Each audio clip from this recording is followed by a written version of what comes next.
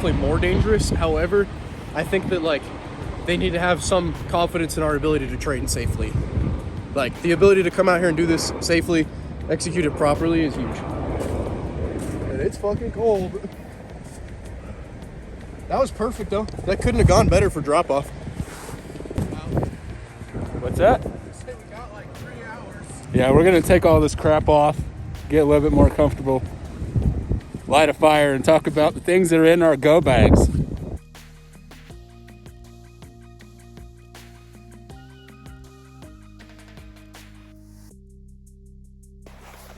Well, that cloud doesn't look too hot.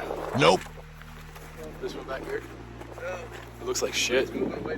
Yeah, it looks pretty menacing. Well, either way, welcome to my channel. Again, if it's your first time. We are out here in the middle of nowhere, literally, in Sicily. So we're in the country of Sicily, the island of Sicily in the country of Italy. It's myself and Ryan Pylon. And we just got dropped off. We're gonna spend a couple hours out here pretty much just surviving. And this training is not only good for us as individuals and as professionals, because we have to go through SEER, survival, evasion, resistance, escape. You need to survive, that's the first part. So we're out here in the middle of the wilderness. You can see there's snow all over the ground. It's windy as heck. You can probably hear the wind. The audio is gonna suck right now. I don't have an external mic for this setup. I will be switching cameras eventually. But we're gonna talk about some things. We even set up our gear on these trees over here. And we have a dummy. I'll just kind of show you where he's slumped over. So this is our dummy over here. We just call him Rescue Randy. So yeah, our aircraft, the one that's gonna be doing the recovery to pick us up, they aren't taking off for at least another hour. Or you said taking off for briefing. They should have already take off for another hour. They don't take off for another hour. It'll be at least 30 to 45 minutes before they actually get to us from takeoff after doing all their checks and stuff like that. So the temperature's only gonna get colder. The wind may pick up.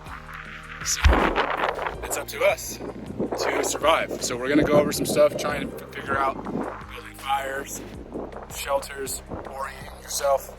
Very first step. So we are simulating 2 jet pilots that just went down, and we are somehow over here. This kind of looks like that scene in Top Gun, right? When they're in the middle of it. Yeah. We should probably do that. You just see us freaking like run over there and just tackle your ass in the snow. You all right? Yeah, I'm good. You all right? You told me not to think.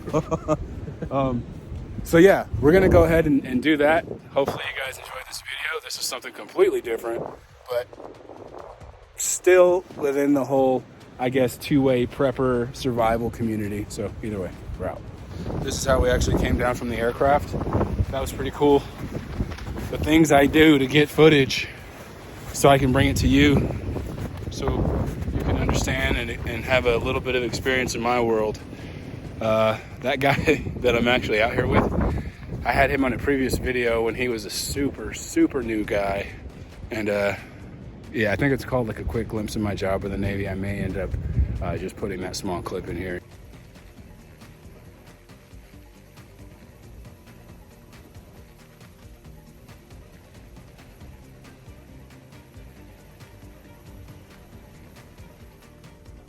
Perfect. You can see exactly what I'm talking about.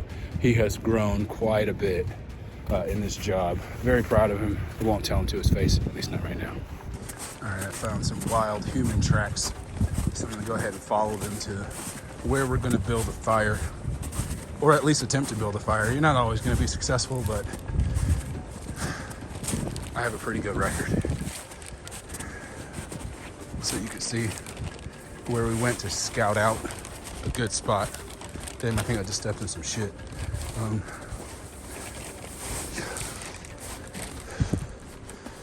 So yeah.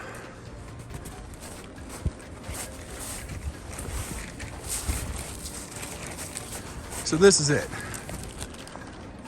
We're gonna try and build a fire right here in this small piece of earth. We've got plenty of crap in our bags. Hopefully it's not all crap and some of it actually works. All right, so first things first, we're gonna try and start this fire. We picked a spot. I need to get more wood. Obviously you wanna get the fat, long things first. like the fuel portion of it before you get the kindling or the dry, brittle, easy to burn. Well, on that note, pieces. we need fuel. What's that? I said on that note, we need fuel. Already? God dang. Okay, so he's got a little fire out here. I don't know, for a lot of people, they need that fucking Kick in the ass. that like kick in the ass for like, oh shit, like I get it, we're at home guard right now, but like if we crash in the middle of Sicily, gotta know what the fuck we're doing. You might want to pull that off. That's just gonna smoke. Well, it's gonna burn eventually. Yeah, it's smoldering out the air from the fire, so you have to keep blowing on it.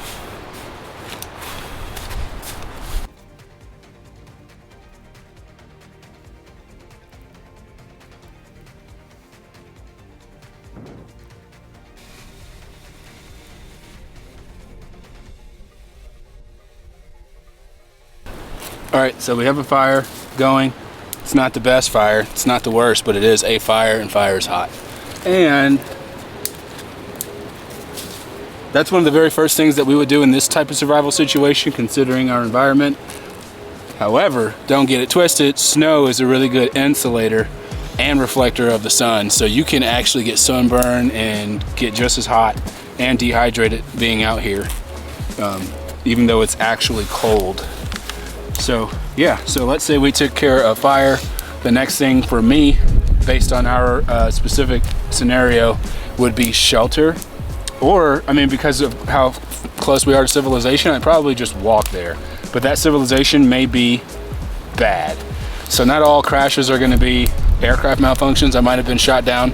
So maybe going towards that civilization area is actually the wrong move. And if so, I would want to actually go away from it. So we do have things, TTPs, we have our own tactics, techniques, and procedures that tell us what to do, when to do it. So upon first type of crash or anything like that, we're not going to sit and hang out at the crash site. You want to evade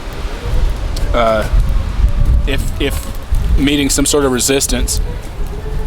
But initially, yeah, you kind of want to just stay put for a while, because all the GPS is going to mark the location of the crash site and stuff like that, and that's where we will send search and rescue assets like ourselves to come and get you. So yeah, that's one of the best ways to hold up. We both have hammocks out here right now, so we can stay off the ground. The ground will steal your heat as fast as anything else will.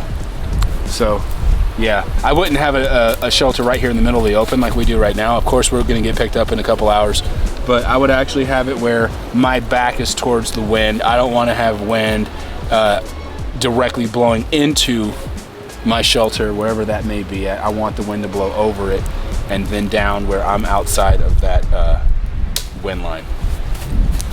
So yeah, we need, oh, you can hear some crab whistling in there. It's green, it's wet. There's plenty of dry stuff all around, so we're gonna try and get a lot more of the bigger stuff, the fuel, something to keep it burning longer. Dang, this crap's getting in my freaking lungs. And there's some melt snow over here, some snow that's melting on this moss. Looks pretty cool as well. So this is really, really nice. You can even see it. And then of course it's dripping from there.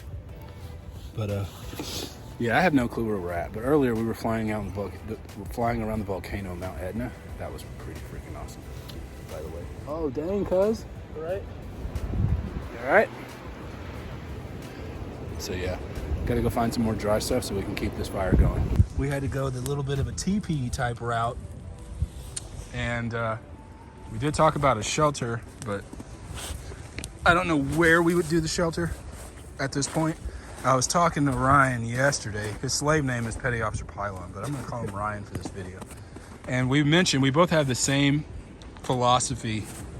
Well, I think we do, at least to the same thing. So we have go bags, and part of this video I wanted to talk about and expose all the shit in my go bag. I have two of them right here. I've got a small one that's on the other side, that's why it's small. And then I have this bigger Camelback mother load. But so him and I both said that any contents in our go bag has to do two or more things. Now some, obviously, like water, bladders and stuff like that, while they can be multi-purpose, its primary function is going to be strictly water. But like something like this. So this is just the Gerber knife I used. I forgot what it's called. I'll find it. But either way, so this is my Gerber. This can be utilized for obvious reasons.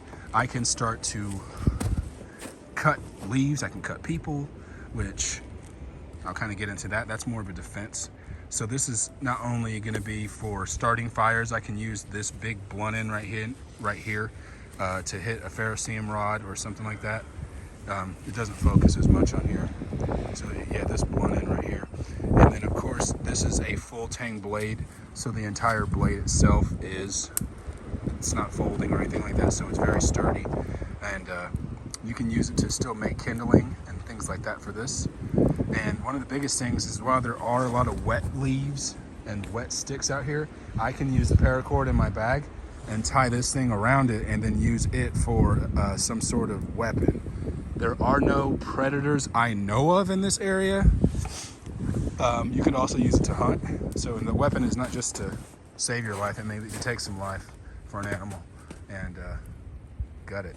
But what would you say, Ryan?